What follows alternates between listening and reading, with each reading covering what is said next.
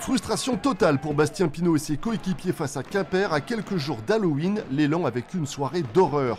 D'entrée de match, Abrams allume la mèche et enchaîne 3 paniers à 3 points qui donnent le ton.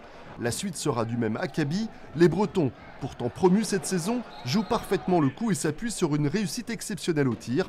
En face, les Béarnais déjouent totalement. Les joueurs de Michaelet perdent leur repère défensif face à la performance de Quimper. Ils ont loupé un shoot au premier quart-temps, 20 passes décisives à la mi-temps, un ballon perdu, c'est du rarement vu, quoi. Ça nous met KO, simplement. Complètement KO.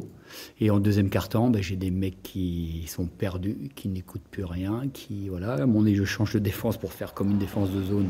On n'y est pas du tout, on se prend des rafales à droite à gauche. L'élan béarnais comptera jusqu'à 35 points de retard en deuxième quart-temps, battu dans tous les secteurs du jeu, dans l'agressivité, dans l'intensité. À la pause, le score est de 66 à 35. C'est clair que c'était une réussite assez insolente. Après, toute réussite se provoque et je trouve qu'on a été vraiment patient, on a eu une bonne approche, on a respecté le plan de jeu, on n'a pas voulu faire les choses trop vite.